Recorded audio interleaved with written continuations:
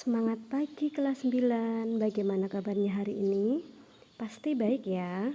Pada pertemuan sebelumnya kalian sudah belajar tentang pengertian teori kedaulatan dan macam-macam teori kedaulatan. Masih ingat apa yang kita pelajari pada minggu sebelumnya? Ingat ya, kita ulas sedikit. Montesquieu membagi kekuasaan menjadi 3 apa saja. Yang pertama, kekuasaan legislatif, kedua kekuasaan eksekutif, ketiga kekuasaan yudikatif. Nah, sekarang kita akan memasuki materi tentang bentuk dan prinsip kedaulatan NKRI. Indonesia menganut kedaulatan rakyat dan kedaulatan hukum. Negara Indonesia adalah negara yang berdasarkan atas kedaulatan rakyat.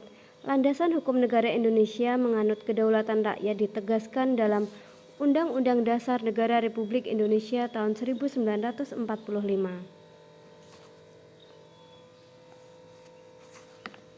Pasal 1 ayat 1 Undang-Undang Dasar 1945 berbunyi bahwa negara Indonesia ialah negara kesatuan yang berbentuk republik. Kemudian pada pembukaan Undang-Undang Dasar 1945 alinea keempat berbunyi yaitu, maka disusunlah kemerdekaan kebangsaan Indonesia itu dalam suatu Undang-Undang Dasar Negara Indonesia yang berbentuk dalam suatu susunan negara Republik Indonesia yang berkedaulatan rakyat. Pada pasal 1 ayat 2 UUD 1945 berbunyi bahwa kedaulatan berada di tangan rakyat dan dilaksanakan menurut Undang-Undang Dasar. Selanjutnya pada pasal 1 ayat 3 Undang-Undang Dasar 1945 berbunyi bahwa negara Indonesia adalah negara hukum.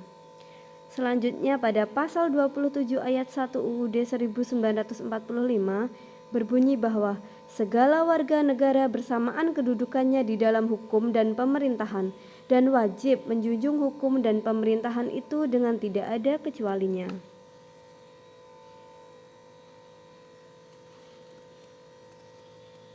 Selain menganut teori kedaulatan rakyat, negara Republik Indonesia dipertegas dengan kedaulatan hukum.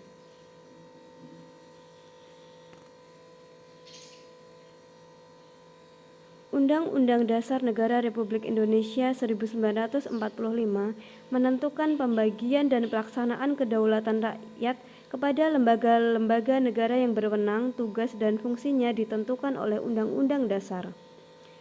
Penyerahan kedaulatan ke dalam lembaga-lembaga negara ini tetap dalam pengawasan oleh rakyat. Kekuasaan, tugas, dan wewenang lembaga negara dilaksanakan sesuai dengan peraturan perundang-undangan yang berlaku. Berdasarkan paparan di slide sebelumnya, maka prinsip kedaulatan NKRI dapat disimpulkan sebagai berikut. Negara Indonesia adalah negara yang berbentuk republik. Kedaulatan berada di tangan rakyat dan dilaksanakan menurut UUD 1945. Negara Indonesia adalah negara hukum. Presiden tidak dapat membubarkan DPR. Menteri-menteri diangkat dan diberhentikan presiden. MPR hanya dapat memberhentikan presiden dan atau wakil presiden dalam masa jabatannya menurut UUD 1945. Prinsip negara kedaulatan rakyat memiliki hubungan yang erat dengan makna demokrasi. Demokrasi berasal dari kata demos dan kratein. Demos berarti rakyat dan kratein berarti pemerintahan. Maka secara harfiah demokrasi memiliki pengertian pemerintahan rakyat. Abraham Lincoln mengartikan demokrasi sebagai pemerintahan dari rakyat, oleh rakyat, dan untuk rakyat. Jadi dalam negara demokrasi, rakyat yang memiliki kekuasaan untuk mengatur pemerintahan atau kekuasaan ada di tangan rakyat. Hal ini sejalan dengan makna kedaulatan rakyat. Dalam perkembangannya, demokrasi mengalami pasang surut. Hal ini ditandai oleh adanya beberapa istilah demokrasi yang menunjukkan bentuk pelaksanaan sistem pemerintahan demokrasi di suatu negara. Budiarjo mengemukakan sejumlah syarat dasar untuk terselenggaranya pemerintahan yang demokratis di bawah rule of law sebagai berikut. 1. Perlindungan konstitusional. 2. Badan kehakiman yang bebas dan tidak memihak.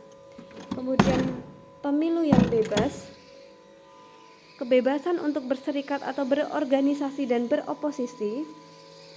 Kebebasan menyatakan pendapat. Dan yang terakhir atau yang keenam, pendidikan kewarganegaraan.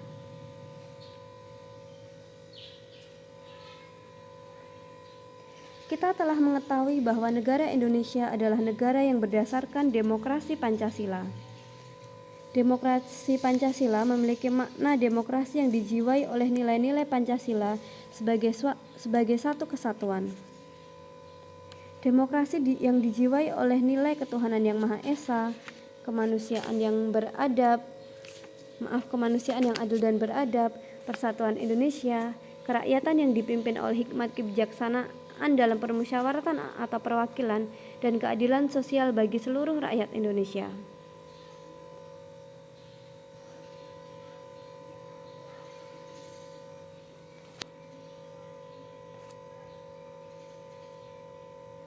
Nah, demokrasi Pancasila merupakan demokrasi yang sesuai dengan bangsa Indonesia karena bersumber pada tata nilai sosial budaya bangsa yang sudah melekat dalam kehidupan masyarakat sejak dahulu. Asas atau prinsip utama demokrasi Pancasila yaitu pengambilan keputusan melalui musyawarah mufakat. Musyawarah berarti pembahasan untuk menyatukan pendapat dalam menyelesaikan masalah bersama. Mufakat adalah sesuatu yang telah disetujui sebagai keputusan berdasarkan kebulatan pendapat. Jadi musyawarah mufakat berarti pengambilan suatu keputusan berdasarkan kehendak orang banyak atau rakyat sehingga tercapai kebulatan pendapat.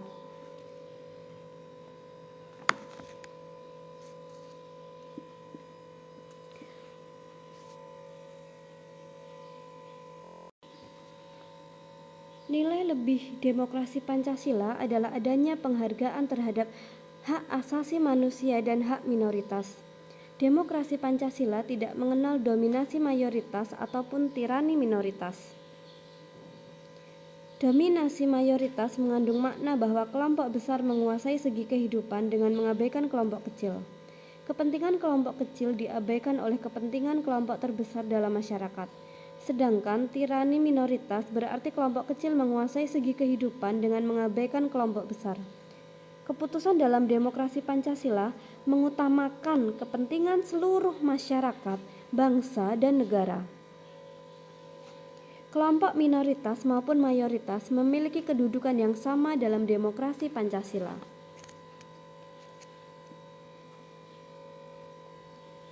Pelaksanaan demokrasi di Indonesia dilakukan dengan dua cara, yaitu langsung dan tidak langsung.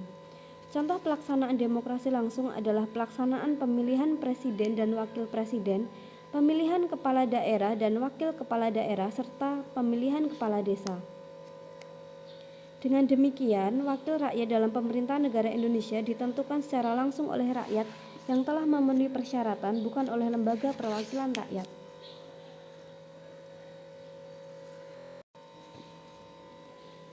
Nah, pemilihan umum merupakan perwujudan dari kedaulatan rakyat dan demokrasi. Selain itu, peranan rakyat dalam mewujudkan kedaulatannya tidak hanya melaksanakan pemilu, akan tetapi dapat dilakukan dengan cara berperan aktif memberikan masukan, usulan, dan kritikan objektif kepada pemerintah serta mengawasi jalannya roda pemerintahan. Penyampaian suara itu dapat melalui lembaga perwakilan rakyat, melalui media massa, atau dengan cara berunjuk rasa sesuai dengan aturan perundang-undangan. Pemilihan umum atau pemilu sebagai adalah perwujudan kedaulatan rakyat dan demokrasi, maka pemilu dilaksanakan berdasarkan asas-asas sebagai berikut, yaitu langsung, umum, bebas, rahasia, jujur, dan adil. Makna demokrasi dalam perkembangannya tidak hanya dalam arti sempit di bidang pemerintahan, namun saat ini sudah meluas dalam berbagai bidang kehidupan. Prinsip demokrasi diterapkan dalam berbagai kehidupan seperti persamaan derajat, kebebasan mengeluarkan pendapat, supremasi hukum, dan partisipasi rakyat melandasi berbagai kehidupan di lingkungan sekolah, masyarakat, bangsa, dan negara. Nah, terima kasih sudah belajar dengan Miss hari ini. Apabila ada yang kurang paham bisa ditanyakan ke Miss ya. Nah, untuk tugas kalian hari ini adalah meringkas dari apa yang sudah Miss jelaskan tadi. Sekian semuanya, semangat beraktivitas kembali.